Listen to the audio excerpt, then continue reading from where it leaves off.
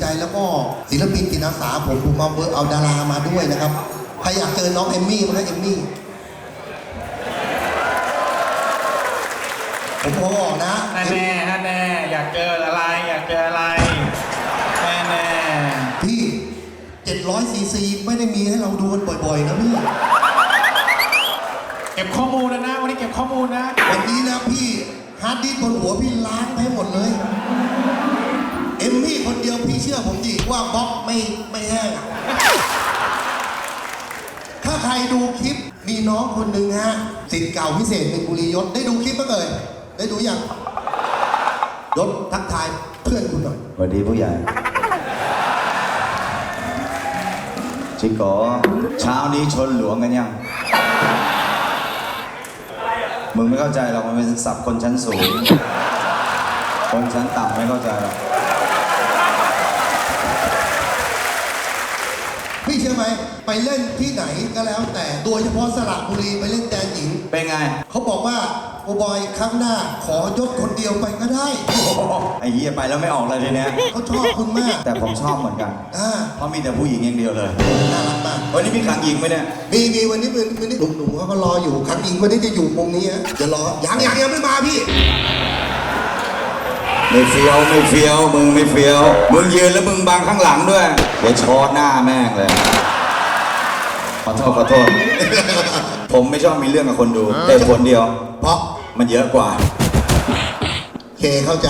เมื่อคืนไปเล่นดนตรีที่ไหนมาเมื่อคืนไปเล่นหัดไทยราชมาครับเหรอเสร็จตีเท่าไหร่อย่าให้พูดว่ามาเล่นดนตรีลงมาประมาณเที่ยงคืนตี 1ผมจะมีเวลานอนมา 3-4 ชั่วโมง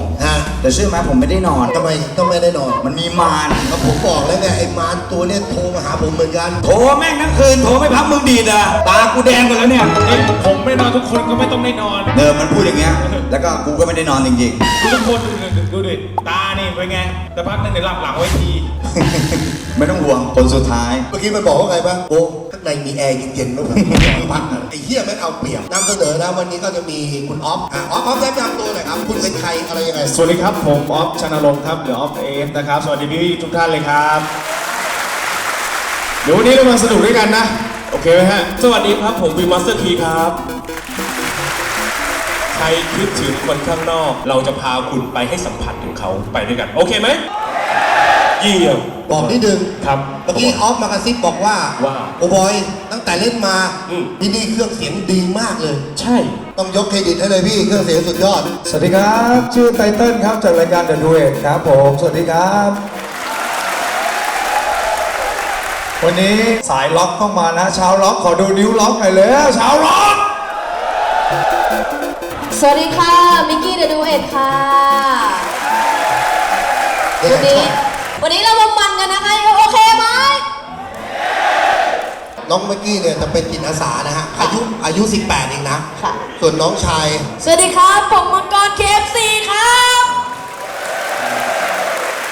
แล้วก็ไม่ว่าพวกพี่นะจะอยู่สายไหนนะจะพาไปสายล็อกนะขอดูมือคนเป็นเกาหน่อยแล้วใช่ครับมาถูกครับสวัสดีพี่เพื่อนทุกคนนะครับผมอาร์มนะครับผมขอเสียงให้ผมสักนิดนึงครับผมโอ้โหน่ารักจริงๆเลยไม่รีบใช่ไหมวันนี้เราอยู่ถึงกี่ทุ่มเปล่าผู้หญิงยังไม่มาไม่ต้องรีบนี่คือประเด็นนะผู้หญิงไม่มาไม่รีบขอไหมจ่าขอไหมไม่กูขอให้มึงไหมจ่ามีให้ใช้วันละ100ไอ้ทวดไอ้เวรกูย้อนไหน500คนบินจ่ายอยู่แล้วนี่มึงเคยออกทีวีป่ะเนี่ยอ๋อกล้องอยู่นี่คนบินจ่ายอยู่แล้วยังไม่เคยมาคดีเลยฮะชักนำแล้วเพื่อนชักตามหรือไอ้โยนไอ้เวรไม่ได้ชักเป้ามึงถามว่าฟันจะไปไหนหมดกันอันนี้ดูดมามากแล้วฟันแตกไปได้ครับเห็นไหมว่าโลกเนี้ยรู้จริงนี่ธรรมดาที่ไหนกูว่าบางครั้งเนี่ยคือคนแบบเนี้ยจริงใจกว่าคนข้างนอกอีกโอ้โหตบมือหน่อยสิครับฟังนะพวกเราอ่ะบางคนอ่ะพลาดโชคร้ายติดคุกยังไงก็เป็นเพื่อนกันไม่ต้องแบ่งแยกกันมากกันมายอ่างน้ำของกูโรงเลี้ยงของกูตอนนี้ของกูมึงหลอกตัวเองของหลวงทั้งนั้นอ่ะมึงจ่ายค่าน้ำให้มึงอยู่อ่ะมึงไม่จ่ายข้าวเนี่ยเฮียแม่งขึ้นหรอแม่งเอ้ย โอเค ยังไงก็ฝากด้วยฮะ ครับ เป็นเพื่อนกันเป็นเพื่อนกัน ดูแลกันดีๆ ทุกๆคนครับ ทศถูกไหมอย่าเบอร์จิ้นเขา มึงนี่เห็นขาวๆไม่ได้นะเดินไปอย่างเดียว ป เล ลี ย ปลีอย่างเดียวเลยโอเค ไวชิบหาย หัวหน้าครับวันนี้ขออนุญาตนะฮะเราให้กับเฉพาะคนที่ไม่มีญาติ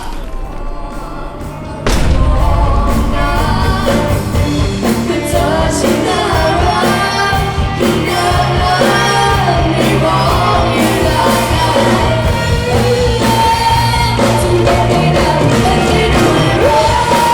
งและอาจจะคืนก็ไม่ได้เงินใจไม่แต่เธอคนเดียวรักเธอ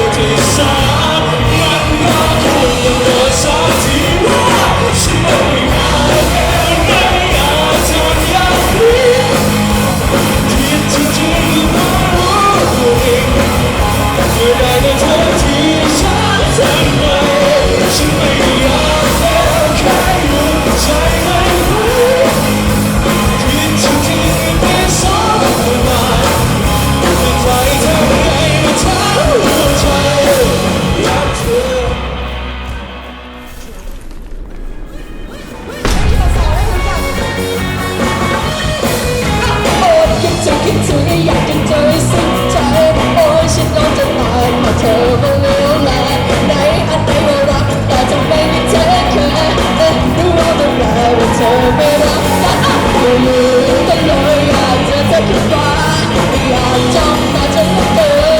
นอยากให้เธอได้คุยให้เธอเอ้าชอบลองมาจะได้ไหมโอเคนะคะเธอเป็นสักพักหนึ่งโอ้คิดถึงจังเลยให้เจอกันมาตั้งนานโอเคนะคะไม่เอามาหากันรู้ว่าเราคนที่เราที่อยากเจอ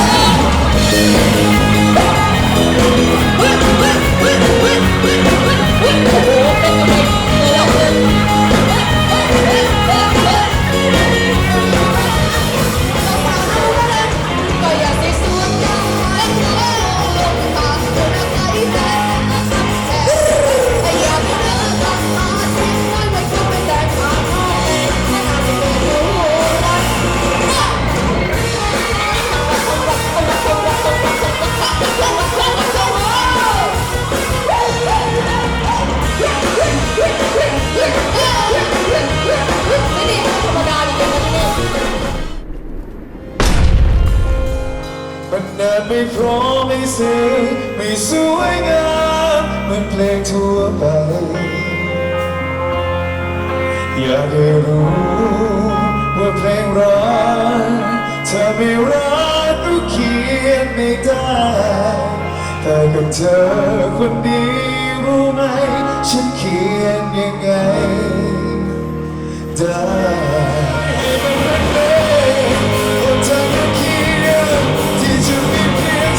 เธอกับฉันอยู่ด้วยกันตราบนาน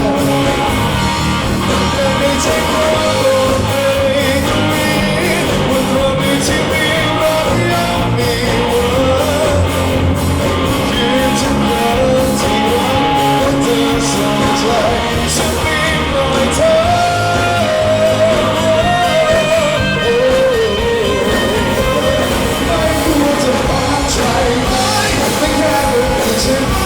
สักวันหนึ่งจะให้หัวบ้านเลยเล่นกันอย่างนี้ใช่ไหมต้องการเป็นกันใช่ไหมคนโกรธทันทีใครหัวไม่มาไม่กลัวจะหายใจไหมระวังตัวให้ดีสักวันหนึ่งจะให้หัวบ้านเลยเราว่าจะเสียใจเยี่ยมมาก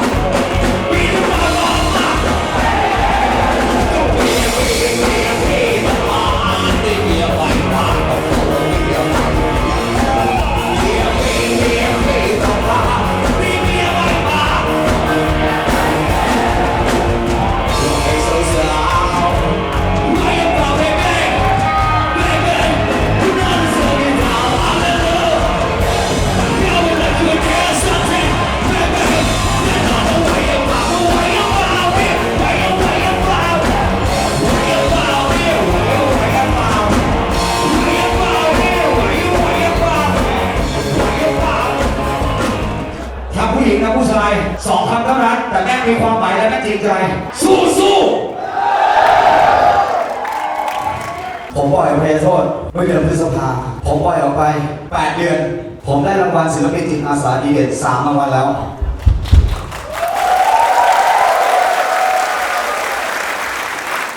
ผมไม่ได้จะบอกว่ากูเก่ง แต่ผมแค่จะบอกว่าผมทำได้พวกคุณแม่งก็ต้องทำได้ สังคมข้างนอกอ่ะแม่งห่วยแตกเพื่อนผมคนหนึงออกจากคุกไปทำงา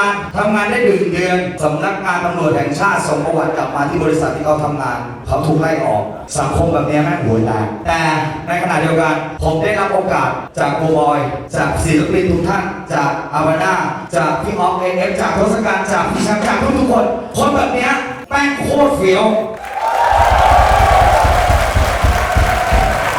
เพราะฉะนั้นพวกมึงไม่ต้องโทษตัวเองกูร้องเพลงไม่ได้แบบมึงเนี่ยกูทำอะไรไม่ได้เนี่ยทรัพย์ที่ดีที่สุดในชีวิตนี้เชื่อไหมผมพิมพ์คุกอะสิ่งเดียวที่ผมมีคือเวลาของพวกเราอะแม่งเยอะกว่าคนข้างนอกเพราะเราไม่ต้องคิดว่าเดือนนี้เราจะจ่ายค่าไฟยังไงค่าน้ำยังไงข้างในเนี้ยมึงไม่ต้องคิดอะไรเลยมึงคิดอย่างเดียวคือหาตัวเองให้เจออยากทำอะไรออกไปทำเลยเว้ยทำเลยที่แม่งไม่เดือดร้อนกับเราอ่ะตอนนี้นักโทษมีทั้งหมด 400,000 โดยประมาณคนที่ติดคุกไม่ใช่คน 400,000 คนแต่เป็น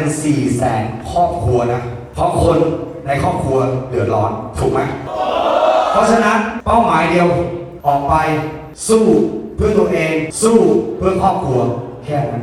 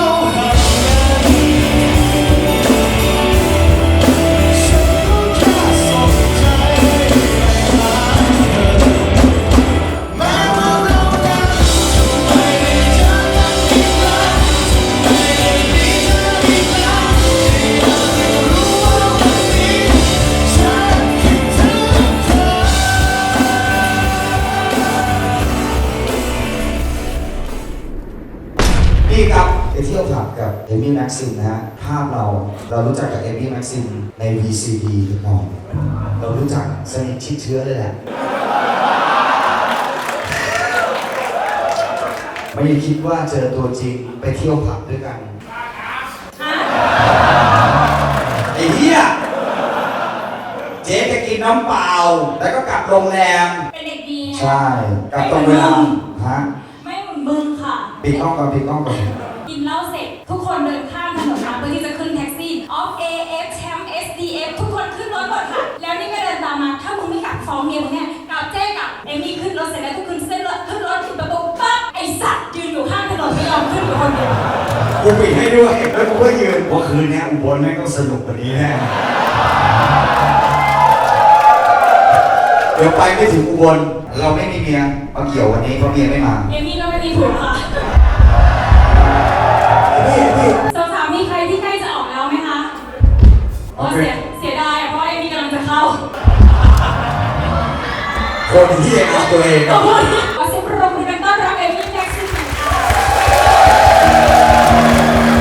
เพลงต่อไปที่เอมี่จะมอบให้ ก็เป็นเพลงชื่อว่าเสมอ เราจะเป็นเพื่อนกันเสมอแล้วก็ตลอดไปนะคะ เ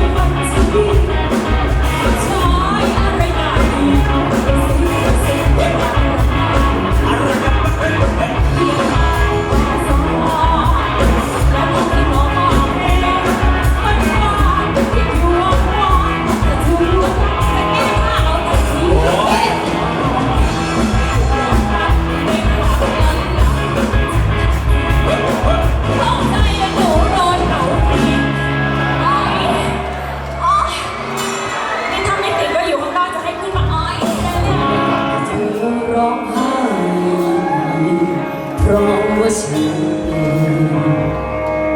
ไม่ได้รักเธออย่างที่เธอนั้นเข้าใจอยากให้เธอเข้าใจกับสิ่งที่เธอทุ่มเทให้กับฉันไม่มีค่าใดไม่มีทางจะทำให้ฉันนั้นรักเธอไม่โดนไป